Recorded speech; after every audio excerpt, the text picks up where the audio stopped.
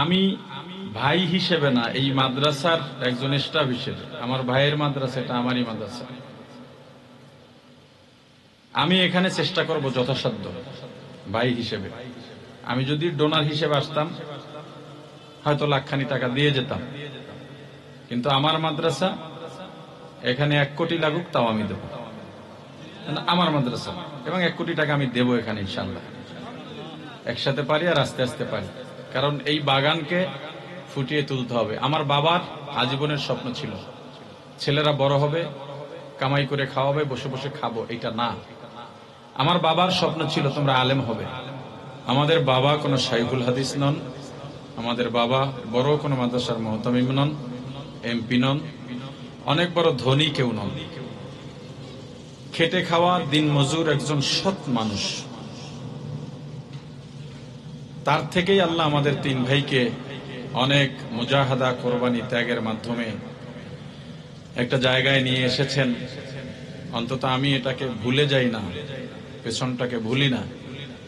আজকে ভাইজানের আজকে এই যে মাদ্রাসার পরিবেশ, বিশাল এক মহৎ উদ্দেশ্য নিয়ে আজকের এই আয়োজন। হাফিজুর রহমান সিদ্দিক যে বোর্ডিং এর তরকারির পরে আলাদা তরকারি কিনে খাবে, সেই চিন্তাটাও যে করতে পারে না ছাত্র জমানায়। 2 ভাই মিলে একটা সাইকেল চালাতাম, 2টা কেনার তৌফিক ছিল না। সে হাফিজুর রহমান আজকে 20 কোটি টাকা বাজেটে মাদ্রাসার জমির বন্দোবস্ত করতেছেন। এই দুনিয়ায় যদি সফলতা বলি, এর থেকে বেশি কিছু দরকার নেই। আল্লাহর কাছে এর শুকরিয়া তো আদায় করতে করতে কিয়ামত পর্যন্ত যদি হায়াত পাই এবং কিয়ামত পর্যন্ত সেজদায় কাটায় দিই, তবুও শেষ হবে না। এগুলো সব আপনাদের দোয়া, আপনাদের ভালোবাসা, মুরব্বীদের দোয়া, ভালোবাসা, নেক নজর, মা বাবার দোয়া, ভালোবাসা, নেক নজর। আজকে এখানে সাইনবোর্ড লাগানো হবে। এই জায়গার মালিক মশিউর রহমান ভাই, আমার সঙ্গে মাত্রই পরিচয় হলো। যতটুকু পরিচয় হয়েছে, একেবারে দিল খোলা মানুষ। এত বড় জমি একেবারে ফ্রি তো আর দেবেন না, টাকা নিয়ে দিলেও মাদ্রাসায় দিয়েছেন, এটাও আমি খেদমত মনে করি। মশিউর ভাইকে এই জন্য আমি ধন্যবাদ জানাই। আর মশিউর ভাইকে অনুরোধ করব, আপনি এই জমি বিক্রি করেছেন, লেনদেন হবে, দলিল দেবেন, এই আপনার দায়িত্ব শেষ নয়। আমার ভাই পেঁচগছ কম বোঝেন, সরল মানুষ। আপনাদের এই এলাকায় বহু বছর ধরে থাকতেছেন, একা আসছেন এখানে, আশেপাশে আপন কেউ ছিল না। এখন এখানে দেখেন তার উছিলায় আপনাদের এই অঞ্চলে যাদেরকে হেলিকপ্টার ভাড়া করেও আনতে পারতেন না, দাওয়াত দিয়েও আনতে পারতেন না, তারা দেখেন কত সহজে চলে আসতেছে।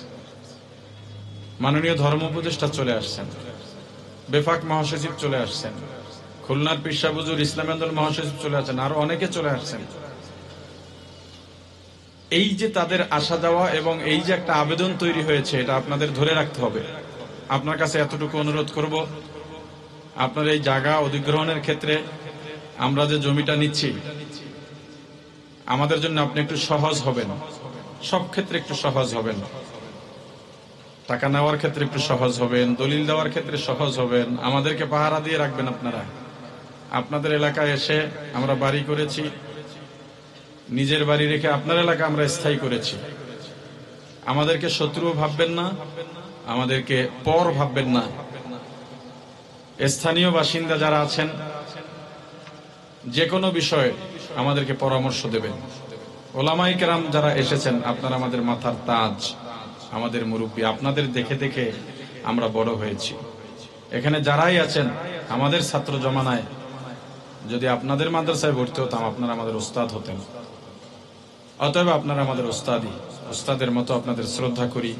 যদিও কাউকে ভাই ডাকি, কাউকে শায়েখ ডাকি, কিন্তু আপনাদেরকে উস্তাদের মতো সম্মান করি, উস্তাদের আসনেই রেখেছি।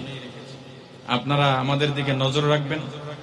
বিশেষ করে আজকের এই যে জামিয়াত আলিমিয়ার যে বাগান গড়ে উঠেছে, শত শত ছাত্র বিভিন্ন এলাকা থেকে এখানে এসে পড়ালেখা করতেছে। যত পরিচিতি, ভালোবাসা মানুষের বাড়ে, শত্রুতাও বাড়ে।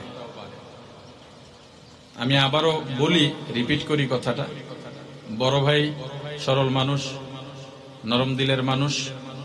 অনেক সময় অনেকে ভুল বুঝিয়েও পেছে ফেলে দেন, বুঝতে পারেন না, বলেন এটা করেন ভালো হবে, করে ফেলেন। আপনারা অনেক সময় আমরা ভুল করলেও স্বেচ্ছায় আমাদের নিগরান হিসেবে আমাদেরকে পরিশুদ্ধ করে দেবেন।